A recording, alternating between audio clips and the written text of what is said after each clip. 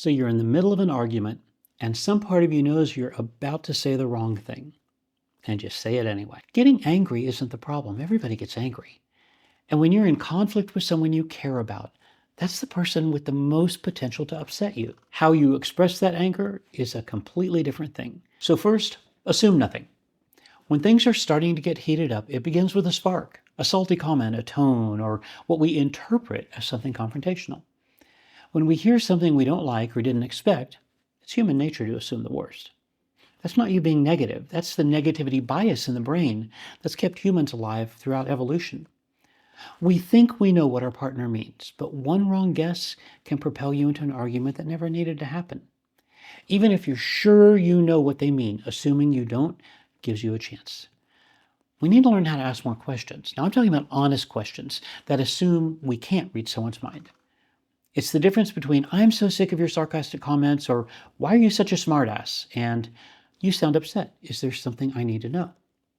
Now, anyone familiar with my teaching has heard me say it over and over. Ask, don't tell. An honest, non-retaliatory question gives your partner the space they need to rephrase or recognize maybe they did sound a little sarcastic and need to backtrack a little.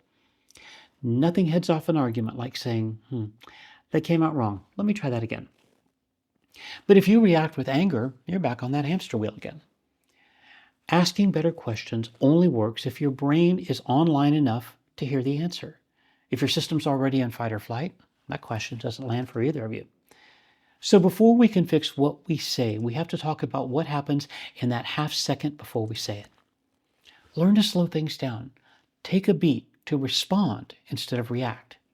You see, when you're in fight or flight, the analytical part of the brain goes offline. We react instead of responding. Time changes when you're in this state and everything feels urgent. But look, unless someone's bleeding or something's on fire, counting to 3 in your own mind before you speak probably won't hurt, and it can help.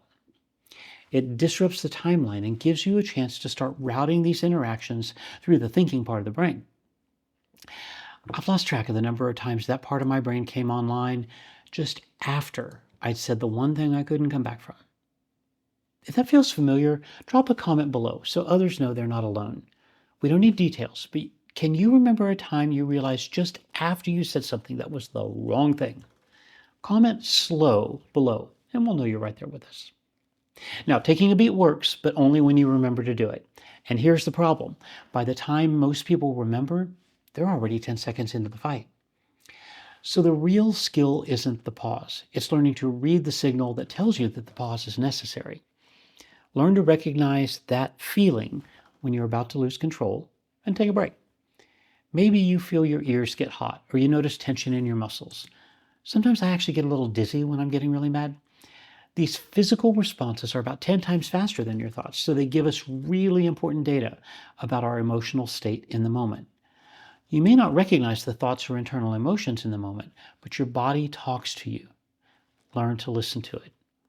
Those physical responses are your clue that you're reactive and not responsive. When you learn to recognize this feeling, everything can change. So we've got 3 tools. Assume nothing, take a beat, read your own signals before you explode. And if you look at all 3 of them, they're all doing the same thing. They're all training your brain to notice before it reacts. And there's a name for that skill. It's probably not what you think. This is something we can work on. Like any skill, you can practice it, you can get better. The skill we're talking about here is the ability to recognize and be present with whatever is going on inside of us. Being non-judgmentally aware and present with our own thoughts and feelings without being controlled by them is the basic foundation of mindfulness. When our nervous system gets out of balance, we call that dysregulation. And when dysregulation takes over the conversation, you're not going anywhere productive until you get back to being regulated. To be clear, regulated doesn't always mean you're completely calm, and it definitely doesn't mean you have to enter some kind of a Zen state to resolve your arguments. We'll talk more about that in videos over the next few weeks, so be sure to subscribe with notifications below if you want to learn about that. But keeping your nervous system in a regulated state is absolutely crucial to managing the tone in your relationship. If you're not regulated, you can't use any of the other coping skills you've worked so hard on. Mindfulness work is how we learn to recognize and tolerate what's going on inside. It's supported by decades of research and thousands of years of actual practice. And while it's not easy, there's a simplicity to mindfulness work that I really like. I'll be honest, I resisted this for a long time because everything about the word mindfulness sounds like it belongs on a yoga mat, not in the middle of a conflict.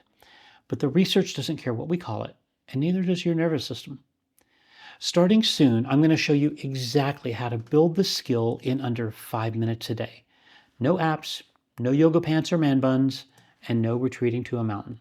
It's called Coffee Cup Mindfulness, a short daily podcast every weekday morning, right here on YouTube and wherever you listen to podcasts.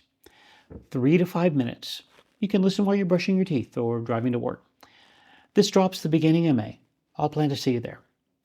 So now you have some immediate strategies to manage your input into the relationship, to give your output strategies a chance of working, and a longer-term path to build the kind of mindfulness-based insight that changes everything underneath. Next time, we're going to get into how being regulated and being calm are actually not the same thing, and why that difference is so important. Subscribe now with notifications so you don't miss out on that one.